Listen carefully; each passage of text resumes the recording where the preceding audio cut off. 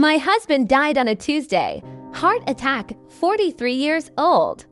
He was fine at breakfast, gone by lunch. We planned his funeral together, me, his mother, his sister.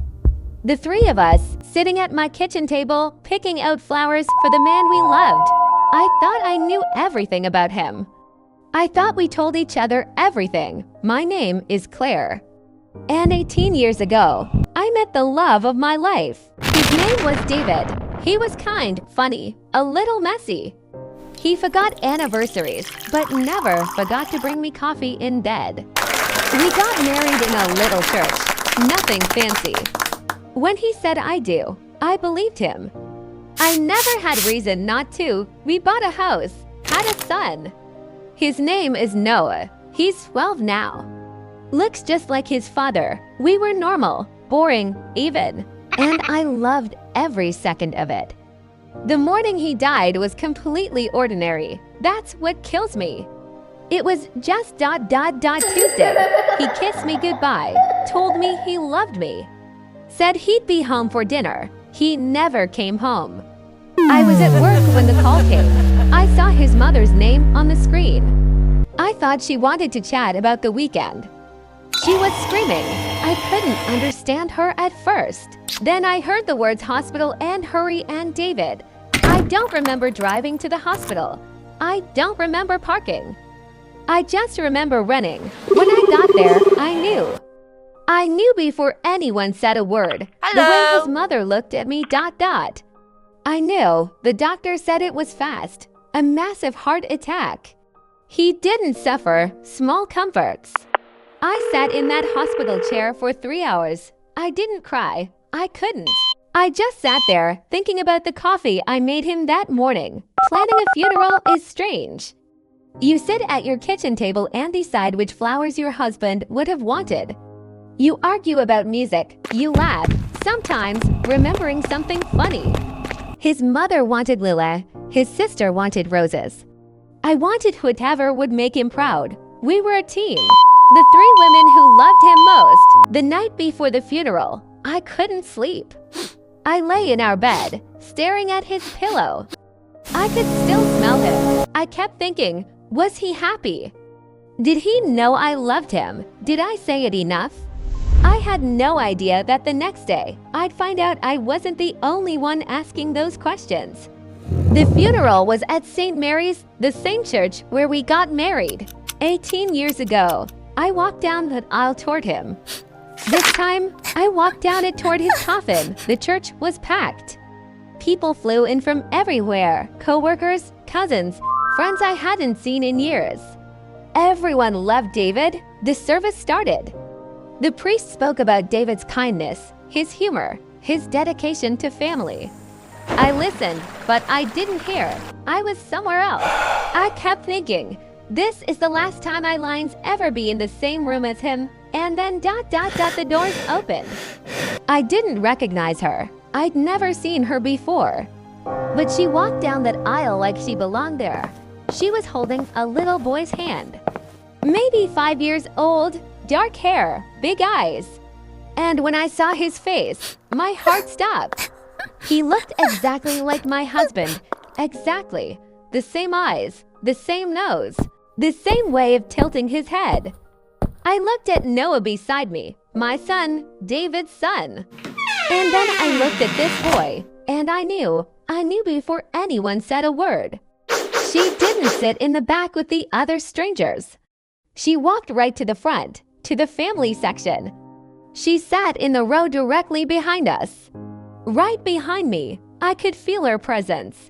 I could hear her breathing. I wanted to turn around. I wanted to ask who she was, but I couldn't move.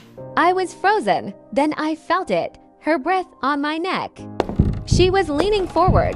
She whispered, so softly I almost didn't hear. I'm sorry for your loss. He was my husband too.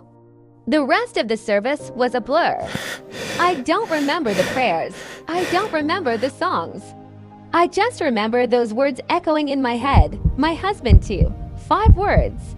That's all it took to destroy 18 years of marriage. At the graveside, I stood apart. I couldn't stand next to his mother. I couldn't stand next to his sister. I didn't know who to trust anymore. She stood at the edge. Her little boy holding her hand. He was crying. He didn't understand why his daddy was in a box. And I realized that boy would grow up without a father too.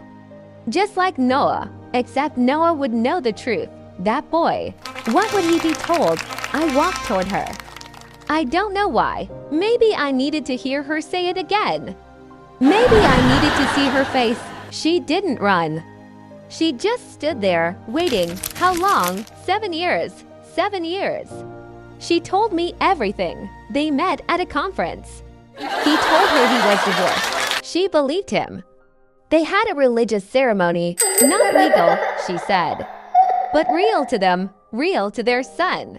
She showed me a photo on her phone, them at a park, him holding their son. Smiling the same smile he gave Noah. He looked so happy. So free. I'd never seen that smile before. Or maybe I had, and I just didn't notice. I looked at that little boy. He had David's eyes, David's hair. David's way of kicking at the ground when he was bored. He smiled at me, just like David used to, and in that moment, I hated him. And then I hated myself for hating a child. How do you hate a child? How do you blame a 5-year-old for his father's lies? I drove home in silence. Noah knew something was wrong. He didn't ask, he just stared out the window. I sat in the car for 10 minutes. I couldn't go inside. Inside was full of him, his photos, his shoes by the door, his coffee mug in the sink. And now I knew, he wasn't just here. He was there too, in another house, with another woman, another child. I had to tell Noah he deserved to know he had a brother. Dad had another kid. Yes, did he love them more? I didn't know how to answer that. I still don't. I spent weeks going through his things, looking for clues I'd missed, a receipt, a photo, anything. There was nothing. He was careful. He was a good liar, the best. I looked at his face in our wedding photo, that smile, those eyes. And I wondered, was he thinking about her even then? I met Maria again a few weeks later. I don't know why. Maybe I needed to understand. She showed me more photos. His face over and over, in my life and in hers. Split between 2 families. He was the same with both of us. Same jokes, same way of making coffee, same everything. And somehow, in that moment, we weren't enemies. We were just 2 women who loved the same liar. I asked his name. She said David Jr. They called him DJ. He named his son after himself. Just like he named Noah after his grandfather. 2 sons, 2 names, 2 lives.